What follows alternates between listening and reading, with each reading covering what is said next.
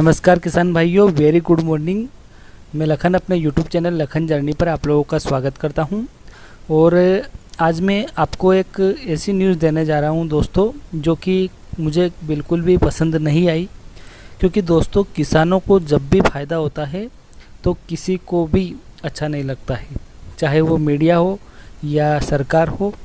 सारे के सारे जितने भी लोग हैं, किसानों के हित की बात कोई भी नहीं करता है और पूरा का पूरा उनको टारगेट करके उनका फ़ायदा बिल्कुल भी नहीं होने देते हैं।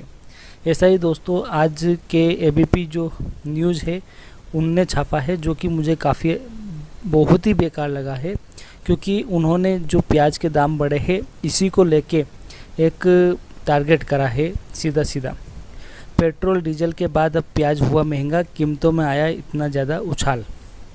ये दोस्तों देख लीजिए कि इन लोगों को प्याज पर ही नज़र है, बाकी जो चीज़ें और भी बढ़ रही है सारी चीज़ों पर कोई ध्यान नहीं है। केवल किसानों का अगर भला हो रहा है तो इनको बहुत ही अटकता है। ईंधन की कीमतों में पिछले कई दिनों से आग लगी हुई थी, जिसके कारण लोगों की जेब पर भी इसका असर देखने को मिल रहा था। अब रिटेल में प्याज के दामों को इजाफा देखने को मिला है। ये दोस्तों कैसे कैसे वर्ड छापते हैं। देश में लगातार महंगाई की मार आम लोगों को झेलनी पड़ रही है। एक तरफ जहां पेट्रोल और डीजल के दामों में बढ़ोतरी देखने को मिल रही है, वहीं जब राजधानी दिल्ली में प्याज की कीमतों में उछाल देखने को मिल रहा है। प्याज के रिटेल दामों में 10 से 20 रुपये तक का उछाल देखने को मिला। इससे पहले प्याज 30 रुपये प्रति किलो बिक रहा था, लेकिन अब इसमें इजाफा हो चुका है। ईंधन की कीमतों में पिछले कई दिनों से आग लगी हुई थी, जिसके कारण लोगों की जेब पर भी इसका असर देखने को मिल रहा था। अब रिटेल में प्याज की दामों में इजाफा देखने को मिला है। दिल्ली में अब 1 किलो प्याज 50 से 60 रुपये में बिक रहा है। वही प्याज के दामों में ऐसे समय में बढ़ोतरी देखने को मिली है जब नवरात्रा चल रही है।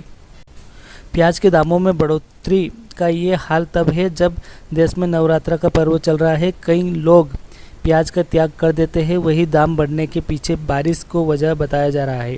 कहा जा रहा है कि बारिश के चलते खराब हुई फसलों ने दामों में उछाल ला दिया है।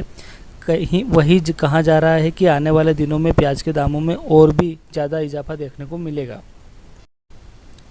रिटेल विक्रेताओं का कहना है कि पीछे से प्याज नहीं आ रही है, बारिश के चलते फसलें खराब हो रही है। अब जहां ग्राहक 1 किलो प्याज लेकर जाता था, वही अब 250 ग्राम प्याज ही ले जा रहा है। आने वाले कुछ दिनों में जब नवरात्रि खत्म होगी तो प्याज के दामों में और भी उछाल देखने को मिल सकता है। कुछ दिनों में प्याज का स्टॉक भी होने लगेगा। तो दोस्तों ये न्यूज़ है।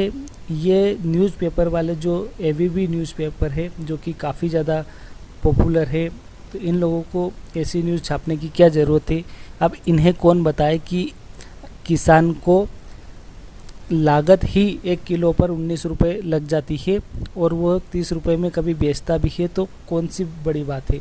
क्योंकि उसने कितनी मेहनत करी है। 6 महीने तक मेहनत करने के बाद में प्याज पैदा होता है और उसके बाद किसान उस पर आस लगा के बैठता है कि उसके 6 महीने की जो मेहनत है उसका कुछ ना कुछ तो इजाफा मिल पाए।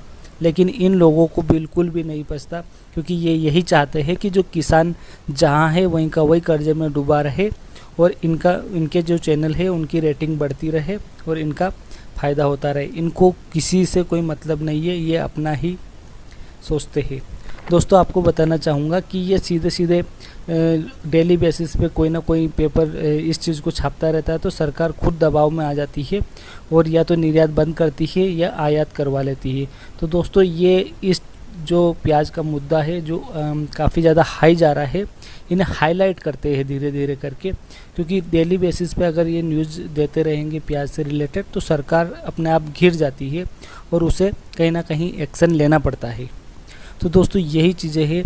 ये आए दिन प्याज को लेके कुछ ना कुछ ऐसी टिप्पणियाँ करते रहते हैं, क्योंकि इनको भी फ़ायदा होता है। दोस्तों ये लोग क्या करते हैं कि इनकी खुद की रेटिंग बढ़ाने के चक्कर में कुछ ना कुछ फ़ायदा होता है इनका, तो ये किसानों को टारगेट कर लेते हैं। थोड़े दिन पहले दोस्तों जब बड़े बड़े उद्योगपति जिन्होंने अपने आप को घोषित कर दिया था कि हम लोग कर्जे में है, अब कर्जा नहीं दे पा रहे, उन लोगों का करोड़ों का कर्जा माफ़ हुआ, उसे इन लोगों ने नहीं छापा।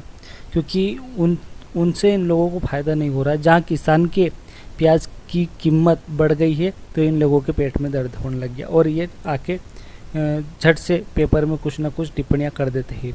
क्योंकि दोस्तों आपको मैं बताना चाहूँगा कि एक महाराष्ट्र में भी एक बैंक डूबी थी, उसमें कई किसानों का, कई गरीब लोगों का पैसा डूबा था, जिस पर किसी भी व्यक्ति ने ये इतना नहीं छापा कि लोगों के लाखों की जो मेहनत थी, लाखों रुपए रखे हुए थे, सब डूब गए। अब इनका क्या होगा, ऐसा कुछ भी इन लोगों ने उसके ऊपर कोई सरकार को ना तो दबाव में डाला, कुछ भी नहीं दोस्तों। तो इन लोगों का सीधा सीधा टारगेट उन्हीं को है जो इनको कुछ नहीं कहता। जैसे किसान अब कोई इसके ऊपर एक्शन नहीं लेते हैं तो ये रोज़ आए दिन छापते रहते हैं। तो आज के वीडियो में इतना ही, अब हम मिलते हैं नेक्स्ट वीडियो में। थैंक्स दोस्तों।